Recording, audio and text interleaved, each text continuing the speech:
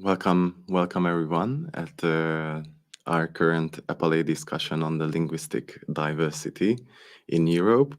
My name is Tamás Harangozó, and I work for the European Basic Skills Network, the co-organizer organization for this EPALE event today. And we are here with our expert for the Council of Europe, Ms. Fernanda Minus. Fernanda, thank you very much for joining us today. And we are going to ask Fernanda about the Council of Europe project that concerns second language learning and literacy for the linguistic integration of adult migrants. But first, I would like to tell you a few words about why we chose this topic now, why linguistic diversity in Europe, and how we are going to address that today. So the language policy has always been on the agenda of the big EU policy. It has always been a very integral part of our way of living together in Europe. And there has been quite a few policies. Just to mention a few, the Common European Framework of Reference by the Council of Europe in the early 2000s has established the way we assess language skills, design curriculum, and since it has been integrated into language pedagogy as well, the framework itself, and establish the way how we can communicate about different levels and skills in foreign language skills. Another very important policy is the key competencies on lifelong learning. Of course, one of the competencies is the multilingual competence. That is a very important part in communication. And this policy has been adopted by the Council of the European Union in May 2018. And it's set its foot and created an integral position for foreign languages as well. But besides these very important policies, it is also languages, foreign languages are integral part and essential parts of our everyday lives. It correlates with the capacity to take part in the democratic way of our lives, since languages are really at the core of our social interactions, both in terms of formal engagements and non-formal lives as well. In the past few decades, apart from significant policies, we have also experienced global scheme processes and challenges that shed even greater light on the need for flexible, efficient, and meaningful language learning policies and language learning pathways. Just to name a few, the globalization in itself, the mobility of labor, digital transformation of work and language learning as well, and the refugee crisis or the currently running COVID crisis that we experience. And in the light of all these global processes, it is even more important than ever to take a very careful look at how Europe manages social inclusion through ensuring initiatives for teaching and learning languages as well, to those who have difficulties in learning, to those who struggle to read and write. Just by a study from 2016 by the European Commission, we know that 63 million adults were reported to struggle with reading and writing and basic skills, numeracy, basic digital skills as well. And this maybe just tells us how many people may be in the need of support in this sense as well. So for all these purposes and even more reasons, EBSM proposed to address the linguistic diversity in Europe as a topic for our current discussion. One more reason could be mentioned that this EPALE discussion is organized also in the framework of a long-held tradition in Europe, because the European Day for Languages is celebrating its 20th anniversary, and we are going to see a video address by the Director General from the Council of Europe on this. So just to tell you a few words about the EU Day of Languages, this is a very long-held initiative that provides a great chance to raise awareness on the importance of foreign language learning and acquisition. to promote cultural and linguistic diversity in Europe. And it also encourages people of all ages to learn languages, to engage in language learning, and to know more about each other's culture. It is a very important initiative that is an annual event, and it represents 800 million Europeans from 47 countries in total. We are going to share the link to this platform so that you can see what kind of activities, what kind of very important resources are posted and spread through this initiative. But now, please take a look at the video message of Ms. Snezana Samardzic-Markovic, the Director General for DG Democracy in the Council of Europe. This year marks the 20th celebration of the European Day of Languages, initiated by the Council of Europe in 2002. I doubt that anyone back then could ever have imagined just how important this day would become. In its 20-year history, the European Day of Languages has gone from strength to strength. Every year, more and more people from all walks of life join in the celebration and event, even more creative ways to say a resounding yes to Europe's rich linguistic and cultural diversity, and to encourage lifelong learning. And not even a global pandemic has managed to dent the popularity of EDL. We estimate that last year over 300,000 people took part in the activities which were registered on the official EDL website, hosted by our European Centre for Modern Languages, and now available in 42 languages. And there were over 9 million views of the site itself, the highest figure ever. So, what has made this day so successful? Of course, its success is in large part due to the creativity of event organizers across Europe, schools, universities, businesses, cultural organizations, to name but a few. Then, the ongoing close cooperation between the European Commission and the Council of Europe to promote this initiative. The support received from ECML, whose website is bursting with wonderful ideas and resources to celebrate the day, and to European Day language relays in Council of Europe member states. But the key to its success lies in the message behind the celebration, in its continued and I would say increasing relevance in today's globalized world.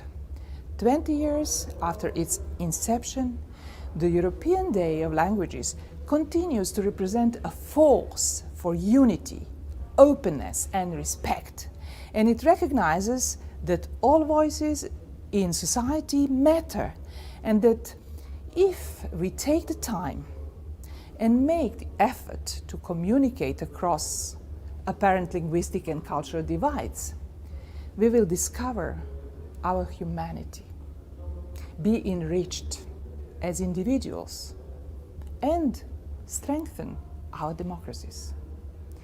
In a Europe scared by crises of all kinds and marked by division and polarization, this message of hope is indeed more than ever needed today.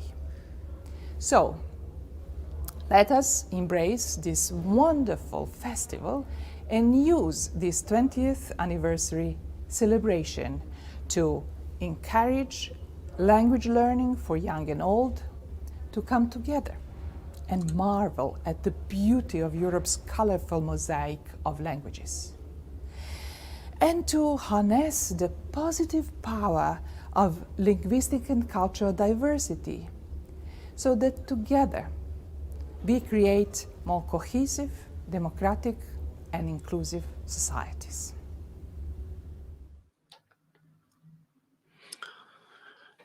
Thank you very much for Ms. Markovic for this video address. I think it fits very well with our topic today, highlighting the democratic element in learning languages and the social inclusion part as well as the individual growth part. But in order to harness the benefits of linguistic diversity, it's always a very important thing to think about how we can make sure that different segments of societies are also included in this process. And social inclusion is an integral part of linguistic policy. And for this reason, we have Fernanda Minus with us from the Council of Europe project that aims at the second language learning and the literacy provision in the linguistic integration of adult migrants. And thank you very much again, Fernanda, for joining us. We are going to hear some information about this project and the outcomes as well. But before we go into the project, Fernanda, please could you tell us a few words about your background and your role in the project Literacy in Second Language Learning for Linguistic Integration of Adult Migrants? Thank you. I think you're on mute. You need to unmute yourself. Thank you. Yes, good morning. I thank you all for this opportunity to present this project, this very important project. My name, as you say, is Fernanda Minuz. I'm speaking from Bologna in Italy. And I recently retired from the Johns Hopkins University Bologna Europe Center, which is based in Bologna. And but I still work as an independent researcher and consultant in the field of language teaching. I have been active in the field of literacy and second language teaching to migrants for almost 40 years. This is a long time as a researcher, a teacher trainer, and an author. And presently, I'm engaged in two main projects. One is an independent project, is to build up a platform to provide teachers and also learners with libraries and books in the less widespread languages of the migrants in order to support the maintenance of their language. And the second project is exactly the project of the Council of Europe, LASLIAM, that means Literacy and Second Language Learning for the Linguistic Integration of Adult Migrants, a reference guide. It's a long title. And I work in this project as the coordinator, an expert. Thank you very much. It's very interesting, your background. When we talk about the project LASLIAM, and I won't say the long title again, what were the main needs or point of need that this project came as a solution for? What called to life? Oh, yes. Non-literary and literate learners, adult migrants, are a significant part of a significant group of the second language learners in Europe, as well in Northern America and Australia. And both the teachers' experience and research show that teaching languages to these adult learners requires specific approach, and it shows that teaching a method that are effective with schooled learners don't work with this group due to an array of factors that they can't remind here. Especially newly arrived migrants face two very demanding tasks at the same time. That is to learn a completely new language and to learn to read and write for the first time, because literacy is this, for the first time in a language that they don't know well. So research results show that it could take more than 4 times for non and low literate learners to reach the same level of the literate learners. And since the first publication at the beginning of the 2000, it was clear to people working with with the migrant learners that even the lowest levels of the CFR were too high for no literate and low literate learners.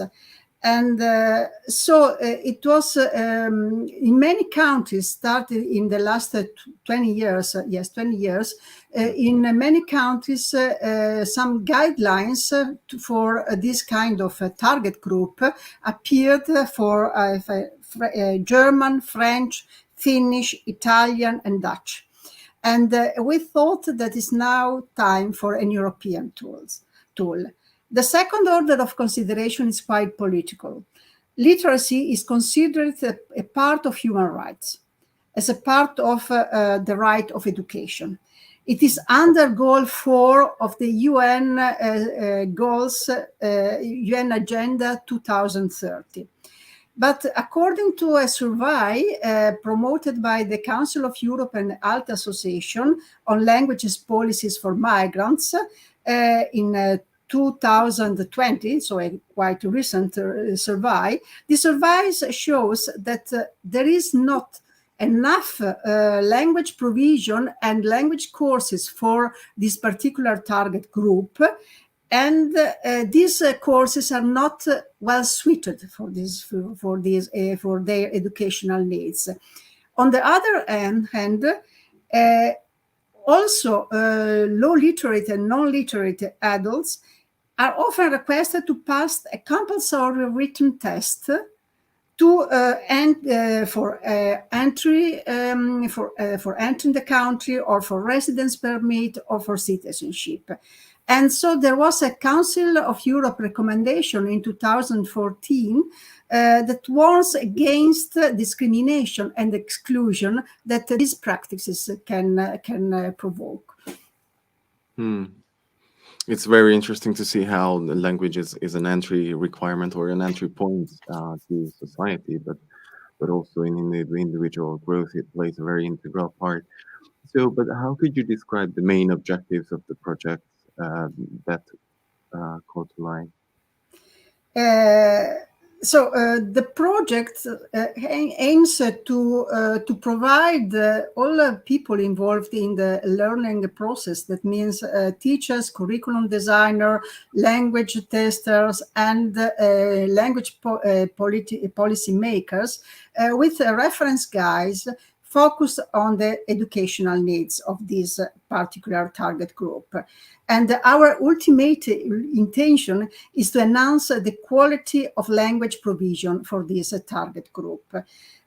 LASLAM complements the CFR. We consider this as an extension, so to say, it's not the right terms, but of the CFR, below and up to the level A1 of the CFR, with this particular focus. That means that we provide scales of descriptors for the language activities foreseen by CFR. That means reception, production, interaction, both in oral and written language. But we complement these scales with two additional scales that mean a scale for technical literacy. So to give you an example, at level, our scales have 4 levels, and the level 3 and 4 more or less overlap with level pre-A1 and A1 of the CFR companion volume.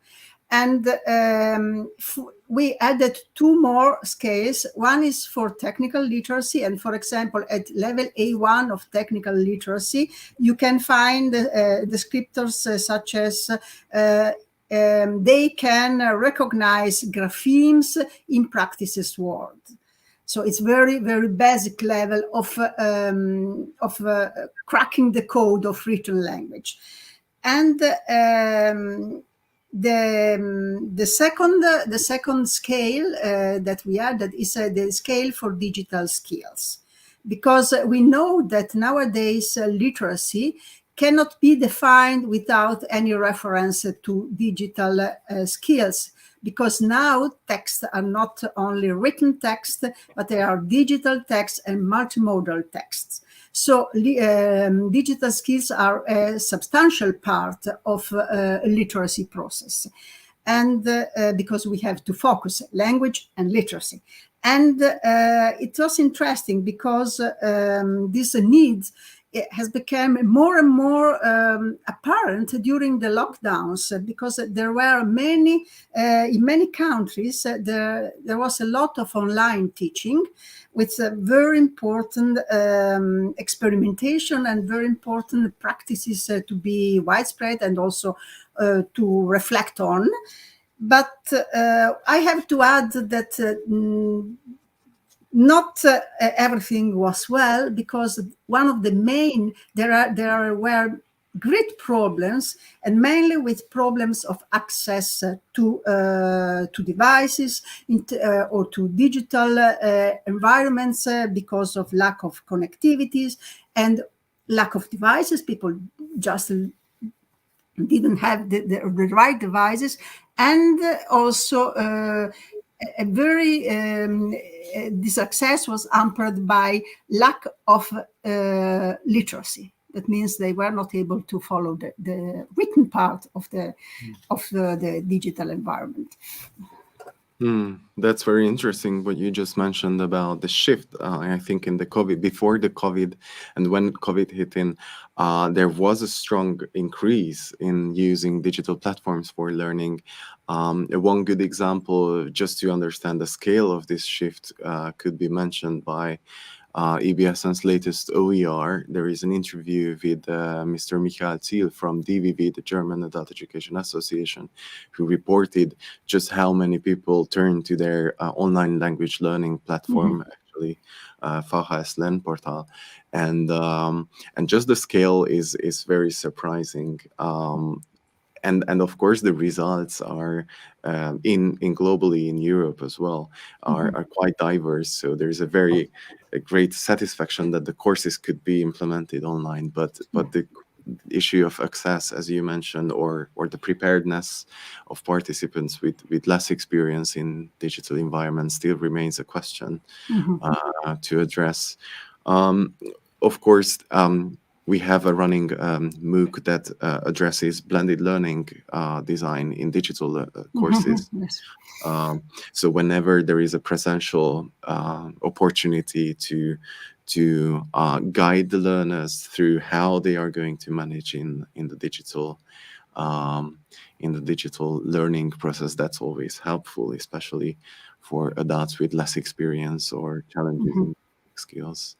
But Fernanda, thank you very much for introducing the project. I think it's a very important project also for EBSN, as we tend to discuss foreign language learning in terms of basic skills as one of basic skills in Europe, for adult migrants as well, but also in general to talk about how literacy strengthens the capacity to learn foreign languages that will allow for more mobility in Europe. That's also a very important question, but we could go on endlessly how to discuss the benefits of learning languages and provisions that help adults learning languages. But I would just like to encourage our audience now to post any questions in the comment section on EPALE platform, and I think we already have a few. Language promotes social inclusion, but the other way around, it is just as true. If you offer means and opportunities for social inclusion, then you promote the acquisition of language. From Heike, a comment came, which is very true. I think we touched upon some parts of this, whether social inclusion is promoted for foreign language learning, or just the other way around. What are your thoughts, Fernando, about this idea? Yes, I completely agree. I would stress from my perspective that these low literate and non-literate learners, that I have to add that literacy is very important for just for inclusion, because literacy, lack of literacy can hamper the access to further education, to access and permanence on the labor market, and to access to full social, civic, and political participation in societies. For this point, from this perspective, I would say that just to mention a particular and perhaps negative point as a point of reflection for you all, that there is a problem with language, with this social inclusion and language for low skilled, low educated migrants, because researchers show a kind of a vicious circle, because they start learning a language, then they have to stop with the courses because they have the need to find a job. These jobs are low paid jobs, risky jobs, and there is no time to go on with the course. And these jobs are often in isolation or with other country people, and so this vicious circle leads to the loss, decreased language competence. It's not every time true, but I would just stress that we are not all equal in front of languages and participation in society. Just Absolutely, and I think a very good comment, or a very fitting comment from Agnesa just came to our colleagues. I think knowing languages helps to strengthen tolerance and togetherness in Europe. Language helps us to understand cultures. It lessens the possibility of miscommunication. Just partly referring to our social inclusion perspective, it definitely strengthens. It's also important that whenever you learn language, you also learn cultural aspects of the target language. So what are your thoughts, Fernanda, on yes, strengthening tolerance? Yes, I completely agree. I completely agree. And we should remember that when we speak of diversity in Europe, we tend to consider diversity in terms of historical European languages, but we have to add all the migrant languages. That means a lot of not non-European languages that are living now in Europe. And I think that this point is, I completely agree on your point, Agnese Posani. It's a very enlightening thought to think about cultural and linguistic diversity in Europe, added by languages outside from Europe, or originally spoken outside of Europe, and now becoming more and more present in our everyday lives. That definitely strengthens togetherness and cultural learning and the mutual understanding, that's for sure. And it's a great thing to think about. We have one more interesting comment that we also touched upon in terms of the digital transformation and the new appliances, new applications that we use for learning. This is from Hungary, from Eva. It is gratifying that Generation Z and Y watch the series and movies downloads in their original form. Let's see if this improves language competencies. And I think this speaks to our current customs of consuming materials, consuming content online in digital sphere. And I think it's also has a lot to do with meaningful input or significant linguistic input. How do you see this, Fernanda? I absolutely agree. For every kind of learner, just I'm happy with Generation Z and Epsilon, but I think that this is true every time. That means that, and this is why, going back to one of my projects, I think we need to have access to more, to many resources in as many languages as possible, because we need to be aware of the language diversity and of which is connected with the diversity of culture, as we said before, and ensure that watching at series and movie in original language improves language competence, but also for migrants, for people living in Europe and speaking another language, not only migrants, it's important to have access. It's an important tool to gain knowledge of the languages and also of the cultural aspects, because movies are very telling from this point of view. Yes, absolutely. Fernanda, thank you very much for joining us. Thank you for presenting the project, and thank you for your discussion here as well. Just to recap our program for today, this was the live stream discussion, and that we try to grab some core perspectives. Of course, we couldn't grab all the perspectives of linguistic diversity, just like Eva's comment from Austria shows. We could go on and list more and more perspectives, just like the sign language. And what about people with living other types of challenges than low experience or less experience with learning, or challenges in literacy? So as you can see, there are a great diversity of themes that we could talk about, but this is why we also provide the written forum discussion on EPALE. This will start right now as we finish, and this will be moderated by Ms. Graciela Sbertoli, the Secretary General of the European Basic Skills Network, and I will also be present in the discussion, so do feel free to join and leave your comment on topics that you just heard, or topics that came into your mind while we were having this live stream discussion. The forum discussion will run until 4 o'clock in the afternoon, but feel free to post afterwards as well. It is only just the moderation that really finishes here. And since the topic is so wide, feel free to join in and share your bits on the theme of linguistic diversity. So for now, in the name of my colleagues and mine as well, I would like to thank you for your participation. Thank you for your comments, your attention.